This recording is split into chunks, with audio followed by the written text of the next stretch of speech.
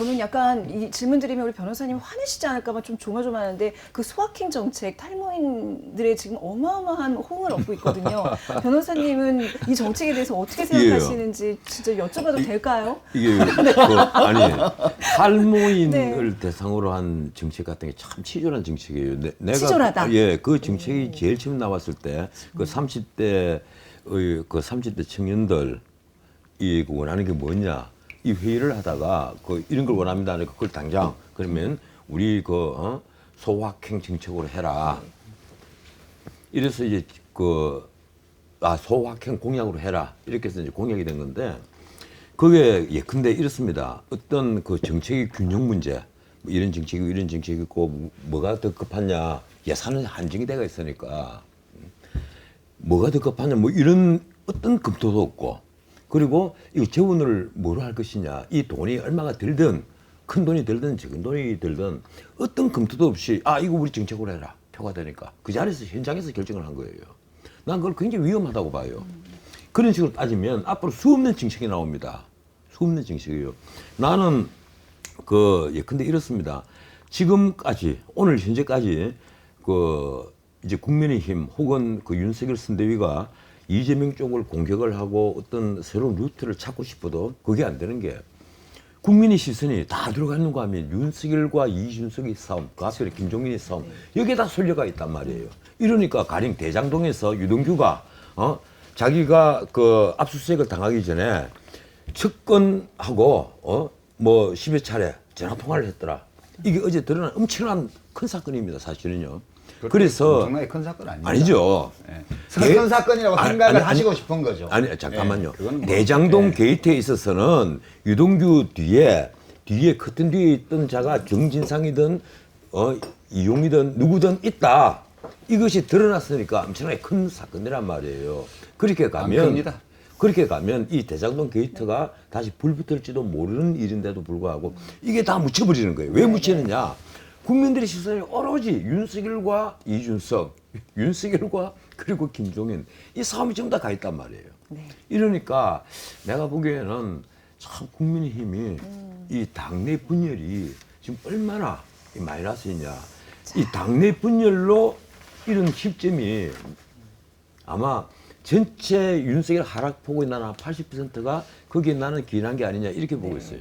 조금 이제 변호사님 여러 가지 쟁점을 말씀을 해주셔서 내가 말을 하면 여러 가지 쟁점이 아니 그러니까 한 번에 하나씩만 하시면 저는 훨씬 재밌게 될 것 같아서 그러니까 제가 두 가지만 제가 말씀드릴게요. 하나는 제가 지난번 방송 때 말씀드린 트리플 약세라고 그래서 대통령 국정수행 지지도, 민주당 지지도, 이재명 후보 지지도 이 세 가지가 다 11월 달 내내 밑으로 내려갔다고 그랬습니다. 트리플 약세. 지금 세 가지가 다 올라오고 있거든요. 이게 보통 우리가 비평을 듣다 보면 그것들 사이에 인과관계가 있는 것처럼 자꾸 얘기를 해요. 근데 정권교체 여론이 낮아지면 그것이 이재명의 지지도 상승으로 연결될 거다. 대통령 국정수행 지지도가 높아지면 정권교체 여론이 줄어들고 이재명 지지도가 올라갈 거다. 이런 식으로 마치 그 사이에 인과관계가 있는 것처럼 그렇게 얘기들을 해요. 네. 근데 저는 제가 볼 때는 상관관계는 확실하지만 인과관계가 있는지는 의문스러워요. 그러니까 무슨 소리냐면 이 세 지표가 동일한 원인 때문에 그 방향으로 어떨 때는 내려가고 어떨 때는 올라간다는 거예요. 세 개가 같이요. 지금도 마찬가지인데요. 지금도 변호사님이 말씀하신 국민의힘의 내분 이거는 정권교체 여론과 윤석열 후보 지지도 사이가 벌어지도록 만드는 요인이 되고 있어요. 그거는. 내 말은 카메라 앵글을 가린다는 것이. 아니 이쪽으로 갈 카메라 앵글을 이쪽으로 가려버린다는 거예요. 그것도 한 측면인데요. 저는 이 세 개의 지표, 문 대통령의 국정수행 지지도, 민주당 지지도, 그다음에 정권교체 여론, 그다음에 하나 더 합쳐서 이재명 후보 지지도 이것이 같이 움직이는 것처럼 보이는 거는 아까도 제가 말씀드린 것처럼 지지층의 분위기와 관계가 있어요. 그러니까 모든 지표가 같이 움직여요. 전부 다 거의 커플링 돼 있습니다. 그래서 지금 상황은 결정적으로 뭐가 국면이 바뀐 게 아니다. 그냥 정권 교체에 동의하던 유권자 혹은 국민의힘 지지층의 분위기하고 민주당 지지층의 분위기가 11월을 하고 1월 이 두 달 간격을 두고 크게 바뀌어 있다는 것을 의미하는 거라고 저는 보고요. 두 번째 쟁점, 정책에 관한 문제를 보면 제가 지난번 방송 때 인물의 우위, 그다음에 정권교체 여론의 강세 이 두 개가 작용을 해서 이제 빅2의 지지율이 비슷하게 붙어 있다고 말씀드렸고 정책이 어느 한쪽으로 기울어지게 할 거다 그렇게 제가 이제 전망을 했습니다. 지금 소확행 공약을 비롯해서 이 다주택자 양도세 중과세 유예 문제에 이르기까지 이재명 후보가 지금 하고 있는 거는 진짜 정확하게 타겟팅을 하고 있어요. 그냥 정권 심판 이건 거대 담론이고요. 그냥 당신에게 이익을 드릴게요 라고 말을 하면서 정확하게 몇 명 정도의 유권자가 거기에 해당되는지를 가늠할 수 있는 작은 정책들을 계속 내놓고 있고 이거는 미국을 벤치마킹한 거라기보다는 미국 선거를 이재명 후보의 캐릭터가 그래요. 이재명 후보의 캐릭터가 진짜 과제 중심형이기 때문에 원래부터가 하나의 설계도를 가지고 강론을 가지고 정책을 내놓는 스타일이 아니고 사람들이 요구를 하면 들어보고 그게 가능할 것 같으면 그냥 하는 스타일이에요. 그러니까 민주당의 선대위가 이재명 후보의 캐릭터를 그냥 받아들여서 자기들에게 맞는 그 정책 대응을 이제 낸 거고요. 다주택자 양도세 중과 유예 같은 경우도 사실은 그게 양도세를 면제해 주는 게 아니고 1주택자보다 그 특정 규제 지역에 다주택을 가지고 있는 경우에 20%, 50% 이렇게 중과세하는 부분만 빼주겠다는 거야. 1년 동안. 앞에 6개월은 다 빼주고 그 다음 3개월은 이제 4분의 1 빼주고 반 빼주고 그 다음 3개월은 4분의 1 빼주고 1년 지나면 다시 다 물리고 이건데 이 정책의 효과가 없으면 그만이에요.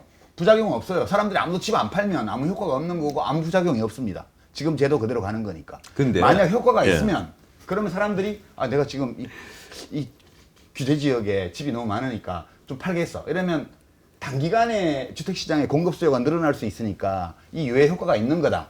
그러니까 크게 실패한다고 해서 해낼 게 없는 사업이에요. 효과가 어떨지는 아무도 알 수가 없는데 그게 논쟁이 되고 있는 것만으로 대통령 후보의 위상은 높아가는 거예요, 이게. 이런 식으로 민주당이 지금 해나가고 있고 반면에 이제 국민의힘 쪽에서는 선대위가 아주 아수라장이 돼 있는 이런 데니까 차이가 벌어지는 아니, 제가 먼저 한 말씀 좀 드릴게요. 방금 그 이재명 지사가 과제 중심을 하는 행정가처럼 얘기를 했는데 제가 보기엔 이렇습니다. 1945년에 그 후안 페론이 깜빵이 있었어요. 그 에바 두아르테라는 삼류 유배우가 그 후안 페론이 있는 교도소 앞에서 연설을 해서 막 해서 이제 석방이 됩니다. 그 노동부 장관 하다 들어갔는데 대중 앞에서 뭐라고 얘기합니까? 이렇게 합니다. 당신들이 원하는 것을 내가 적시해 주겠다. 적시 내가 해주겠다. 여러분들이 원하는 것을. 그러면서 하나하나씩 거론을 합니다. 지금 또 그런 식이에요. 아닙니다. 이것도 그런 저것도 식 저것도 아니에요. 저것도 신문에 나와 있는 어떤 대중들의 불만사항 특히 보수층이 가지고 있는 불만사항 이걸 전부 다 표적삼아 하나씩 다 얘기하는 거예요. 그런데 이번에 모바일 아까 문제 얘기했는데 네네네. 모바일 이식 비용을 앞으로 건강보험 비용으로 하겠다. 지금 문케어가 하고 나서 건강보험이 얼마나 지금 적자입니까? 아니, 변호사님. 그런데 아니 여기 끊어야 돼요. 아니, 왜냐하면 제가 얘기를 그렇게 곧 마칠게요. 공약을 하지 않았습니다. 아니 비평하려면 정확하게 아, 제- 이재명 후보의 공약을 가지고 비평하셔야 아니, 돼요. 보세요. 방금 그 국토보유세 얘기를 하다 그걸 국민이 원하지 않으면 안 하게 때렸어요. 그 다음에 한 일주일입니까? 열흘 뒤입니까? 갑자기 들이민 것이 토지배당금제입니다. 똑같은 얘기예요. 국토보유세나 토지배당금제나. 그러다가 이번에는 그렇게 해서 그 땅 가지고 집 가진 사람들을 전부 다 공직으로 삼겠다 하는 걸 했다가 갑자기 양도세 완화하겠다, 종부세도 완화하겠다, 양도세를 그 유예하겠다, 뭐 이런 식으로 그리고 앞으로 집을 엄청나게 공급을 하겠다. 이런 식으로 거기에 대한 재원 문제라든가 가령 기본주택 얘기하면 거기 땅이 어디 있을 것이며 변호사님, 한 재원이 개씩 어디 있을 하자고요. 것이냐 하는 문제는 전혀 검토가 없단 말이에요. 우리가 어떤 정책을 내놓으면 페이고라고 있지 않습니까? 이 정책을 쓰는데 예산이 얼마가 들고 한데 이런 검토가 전혀 없어요. 하긴 뭐 이재명 후보는 그 GDP에 뭐 100%가 넘어도 이 국가 채무가 100%가 넘어도 까닭없지 않느냐 이런 얘기를 하는 분이니까 아니 그렇게 얘기 안 했어요. 내가 그 변호사님 그 계속 인용이나 이런 걸 하시는데 그 정확한 얘기입니다. 정확치 않아요. 이재명 후보가 GDP 100% 넘는 게 무슨 문제냐? 그렇게 말 안 수고보다 했습니다. 아직까지 우리는 건전하다. 아니, 이 얘기를 한 사람이에요. 그러니까 변호사님 그런 식으로 하시면 전 진짜 매번 부딪히게 되는데 아니 그게 원인을 찾아보세요. 왜냐하면 다른 나라들은 100%가 넘는 나라도 많습니다. 우리나라는 지금 40% 수준입니다. 조금 더 올라가도 괜찮습니다. 이게 워딩이에요. 그게 어떻게 100% 올라가도 괜찮다고 얘기한 거하고 같대요. 100% 넘어도 괜찮다는 표현이 있으며 아니요, 두 번째요. 이 지금 모바일 문제만 하더라도 신난다 이재명 이게 지금 그냥 재미있어서 사람들이 얘기를 하는 거예요. 공약이 아니고요. 공약 후보입니다. 지금 정확하게 워딩이 그렇게 나왔습니다. 원래 이 과정을 보면 이재명 후보가 굉장히 합리적인 사람인 걸 알 수가 있어요. 30대의 어떤 탈모증을 앓고 있는 청년이 이거 한 달에 6만 원씩 막 드니까 부담이 된다. 그러니까 그거 그러면 소확행 후보 공약으로 일단 소확행 공약 후보로 일단 채택하겠습니다. 그래서 후보로 만들었고요. 그다음에 지금 모바일 이식을 보험을 하겠다는 게 아니고요. 아직 그 내용은 안 나왔어요. 다만 이 탈모증이 상당히 심각한 문제니까 이 문제에 대해서 건보에서 급여를 할 수 있는지 여부를 검토하겠다고 얘기를 했습니다. 그걸 어디까지 할지 아직 모르고요. 그러니까 이게 공약이라는 게 그렇게 막 무슨 우리 베네수엘라 얘기를 자꾸 보수 쪽에서 하는데 우리나라 베네수엘라 아니거든요. 그러니까 공약을 그렇게 무식하게 하지 않습니다. 모바일 이식 다 건보를 해드릴게요. 그렇게 안 합니다. 그렇고요. 그 다음에 재정 문제는 안철수 후보가 그 문제 제기를 했는데 따로 예산이 필요한 게 아니고 건보에서 하는 거예요 하면 그리고 이제 건보 적립금이 2024년 되면 고갈될 거라고 했는데 원래 적립금이 있으면 안 돼요. 건보는 있을 필요가 없어요. 그냥 그 지급을 위해서 한 석 달치 정도의 그 지급 가능 이제 지급금만 갖고 있으면 되는 거예요. 근데 왜 남았냐 하면 보니까 문제죠. 왜 남았냐 하면 이명박 대통령하고 박근혜 대통령 때 그 건보 혜택을 많이 줄여가지고요. 그때 돈이 쌓였고요. 그다음에 문캠프를 해서 문케어를 해서 이게 지출이 늘어나야 되는데 코로나 덮치면서 일반 질병이 팍 줄어가지고 지금 돈이 쌓인 거예요. 지금. 그러니까 건보에 돈이 쌓여 있다는 것은 보험료 거둔금만큼의 혜택을 가입자들한테 안 줬다는 뜻이에요. 지금까지. 원래 건강보험은 국민연금하고 달라서 적립하는 기금이 아니에요. 그게. 아니 문제는 보건복지부 지금 장관을 식으로 하셔서 적자가 이- 계속되면 앞으로 건보는요. 그거는- 건보 돈 거두는 게 얼마나 많이 늘어났는데 아니, 왜 그 그러니까요. 점은 얘기를 안 했어요? 아니 그러니까요. 건보 돈 거두는 게 과거에 비해서 얼마나 많이 늘어났어요? 계속 늘어나죠. 박근혜 정부 때보다 지금 2배, 3배가 변호사님, 됐습니다. 지금 서유럽의 웬만한 나라들은 GDP 대비 그 국민 의료비 지출이요. 17% 이렇게 돼요. 아니 NHS 하는 나라하고 우리나라를 비교를 하면 어떻게 합니까? NHS 영국만 그런 게 아니고 독일도 마찬가지입니다. 독일 지금은 건보가 높아요. 자, 제가 제가 이제 하는 게 저도 좀 얘기 좀 하겠습니다. 제가 아니, 이제- 제가 맞아 마무리할게요. 그러니까 비평할 때는 그 후보의 말이나 공약이나 정책이라는 걸 정확하게 하고 비평을 해야 돼요. 신문 방송에 나온 자, 얘기는 자, 제가 한 얘기보다는 나중에 방송의 엉터리 보도가 엄청 많습니다. 자, 요 문제는 신문에 나온 얘기를 지금 저희가 이제 엉터리라고 얘기하면 자막으로 편집으로 정확한 어떤 팩트를. 워딩이 있었는지 예. 저희가 자막으로 자료- 자료화면을 꼭 넣어드리겠습니다. 그거는 네. 이제 그렇게 좀 좋겠고